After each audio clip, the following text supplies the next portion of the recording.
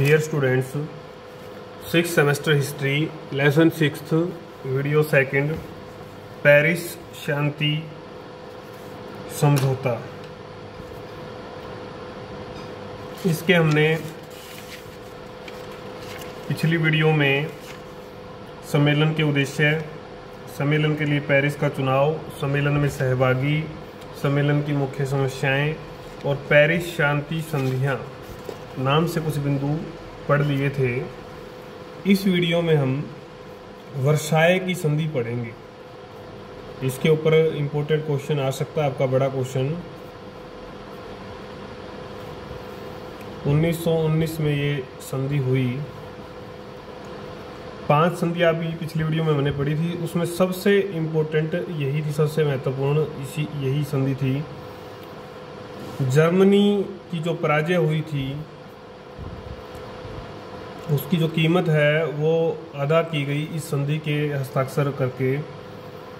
उसको अपने जो अधिकृत भूभाग थे वो छोड़ने पड़े, हाथ धोना पड़ा उनसे।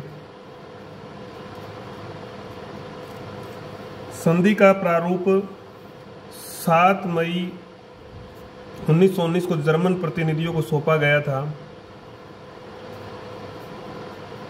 हालांकि उस सम्मेलन में तो आमंत्रित नहीं किया गया था, लेकिन बाद में इनको सौंप दिया गया था। कहा गया कि 3 सप्ताह में लिखित में, रिटर्न में दे, वक्तव्य दे कि क्या आप ऐसे। तो जर्मनी के जो लोग थे उनको काफ़ी इससे निराशा होती है, प्रतिनिधियों को भी, सरकार को, सबको, क्योंकि उनको विश्वास था कि मित्र राष्ट्रों पर राष्ट्र आमने सामने बैठकर संधि की शर्तें तय करेंगे, लेकिन ऐसा नहीं होता। दूसरी बात ये थी कि जिन शर्तों के तहत समर्पण हुआ था उनको नहीं माना जा रहा था, अब उनका क्रियान्वयन नहीं किया जा रहा था। युद्ध का सारा उत्तरदायित्व, सारी जिम्मेवारी जो है वो जर्मनी पर डाल दी गई कि जर्मनी ही सारे जनसंहार का जिम्मेदार है। निशस्त्रीकरण की शर्त भी विशेष रूप से जर्मनी पर ही लगाई गई है, जो हारे हुए राष्ट्र थे, अन्य राष्ट्रों पर नहीं, समान रूप से लागू नहीं थी। जर्मनी के तत्कालीन प्रधानमंत्री सिडमैन ने कहा था, सिडमैन ने क्या कहा था, कोई भी ईमानदार व्यक्ति इस प्रकार की संधि की जो शर्तें हैं उनको स्वीकार नहीं कर सकता।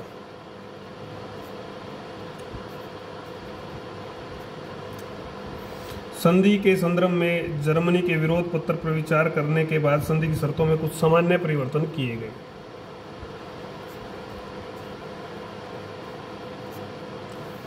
संशोधित संधि पत्रों को स्वीकार करने के लिए फिर 5 दिन का समय दिया गया।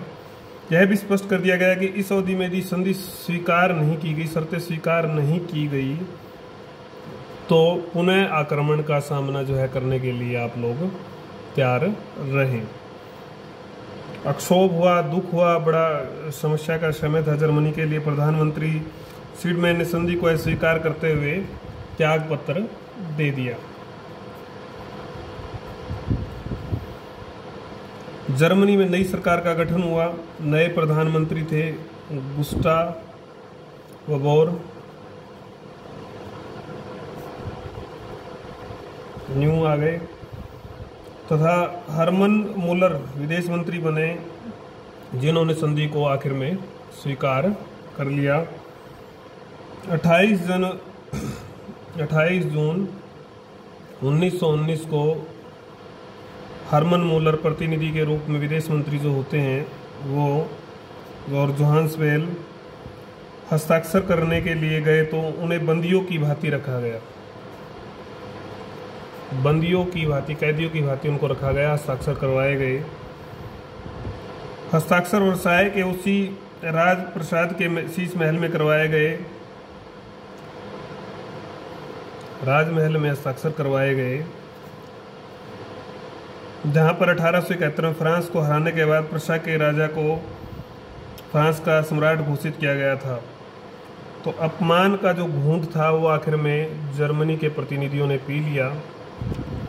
वर्साय की संधि को 15 भागों में विभक्त किया गया। बहुत बड़ी संधि थी, एक प्रकार से एक संविधान था ये। 440 धाराएं थी इसमें मुख्य। संधि पत्र के प्रथम भाग में राष्ट्रसंघ की स्थापना, संगठन का उल्लेख, उसके कार्यों का उल्लेख, और अन्य जो भाग थे उसमें जर्मनी के संबंध में कुछ व्यवस्थाएं की गई थी।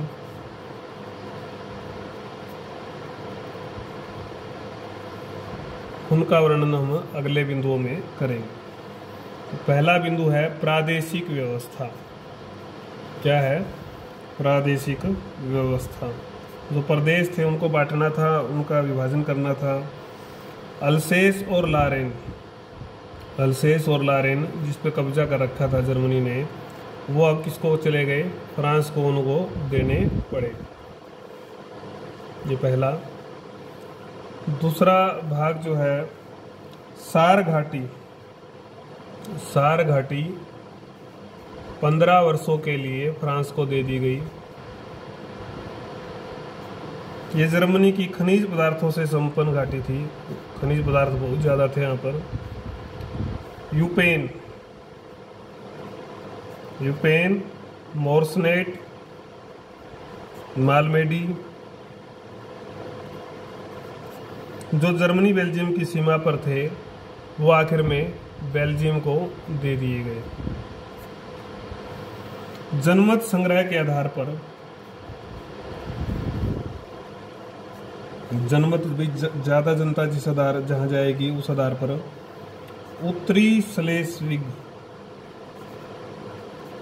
स्लेस्विग डेनमार्क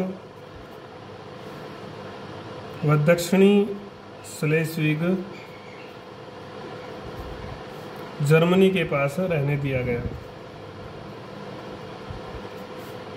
पांचवा बिंदु, ऑस्ट्रिया, जर्मनी व रूस के जो पोल क्षेत्र थे उनको मिलाकर पोलैंड बना दिया गया था। ये हम पढ़ आए थे, जिसमें पोसेन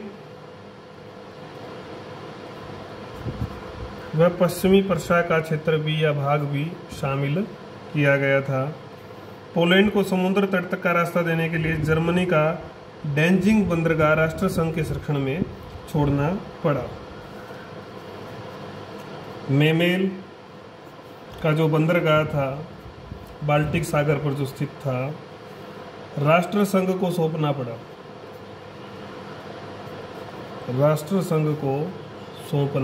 पड़ा। ताकि उसे लिथुआनिया को हस्तांतरित किया जा सके। राष्ट्रसंघ की आड़ में कई जो है अपने स्वार्थ साधे गए। जर्मनी ने नवनिर्मित जो राज्य थे, बेल्जियम, पोलैंड, चेकोस्लोवाकिया, इनकी सरकारों को जो है स्वतंत्रता और प्रभुसत्ता इनकी मानकर मान्यता दे दी।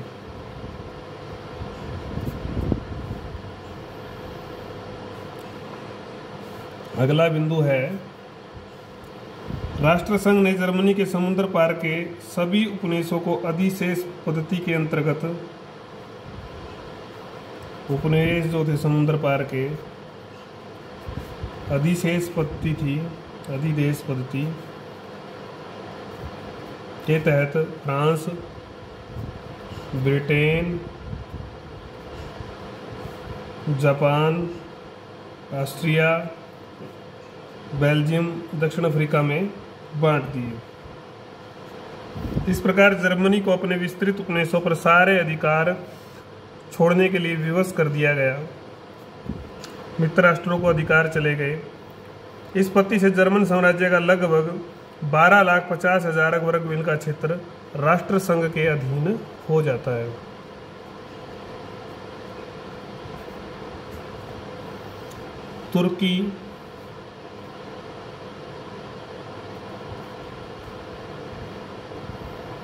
तुर्की व बुल्गारिया में जर्मनी की संपत्ति व सुविधाएं जब्त कर ली गई।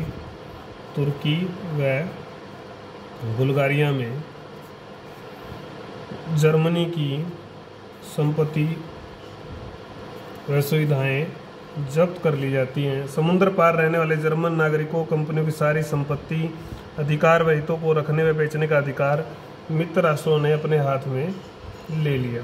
कुल मिलाकर मित्र राष्ट्र जो चाहे वो कर सकते थे।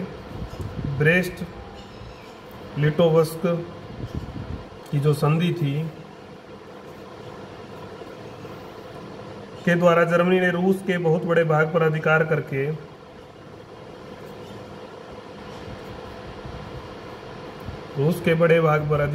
उसको अपने राज्य में मिला लिया था।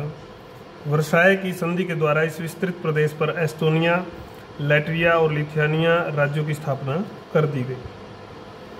तो ये जो ये इतने काम होने पड़े, प्रादेशिक व्यवस्था का भाग था। दूसरी व्यवस्था थी सैनिक व्यवस्था।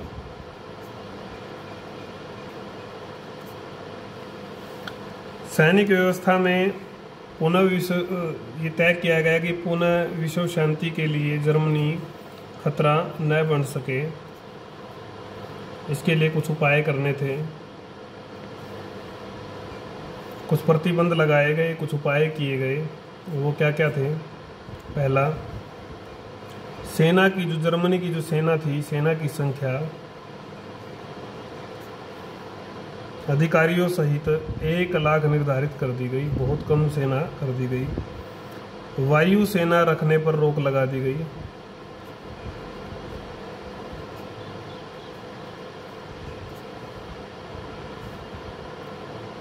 गोला बारूद, अस्त्र शस्त्र जो भी उत्पादन था उनका, वो बहुत सीमित कर दिया गया। आयात पर भी प्रतिबंध लगा दिया गया, आयात भी रोक दिया गया इन चीज़ों का।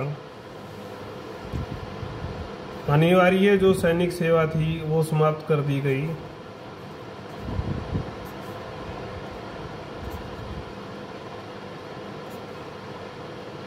राइन नदी के पूर्वी तट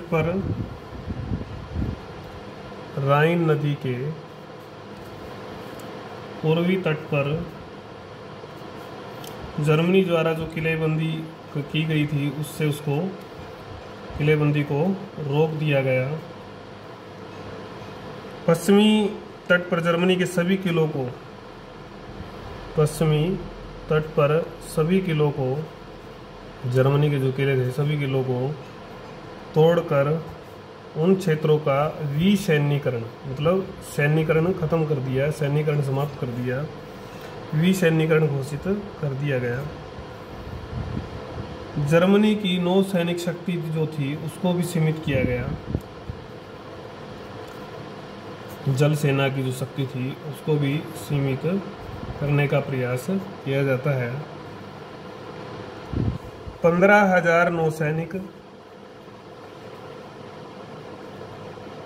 6 युद्धपोत, हर चीज तय कर दी गई थी।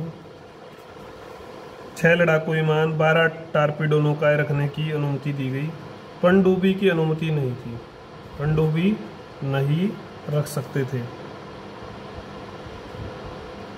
7वां बिंदु, हेलिगोलैंड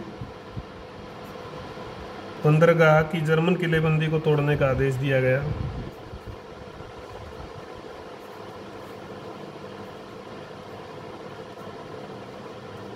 पुनर्निर्माण पर रोक लगा दी गई। 8वां बिंदु है आपका, जर्मनी से सभी सैनिक शर्तों का पालन करवाने के लिए एक आयोग की नियुक्ति करी गई, एक आयोग गठित किया गया जिसे किसी भी भाग में, जर्मनी के किसी भी भाग में सूचना प्राप्त करने का, सेना संबंधी सूचना प्राप्त करने का अधिकार होगा।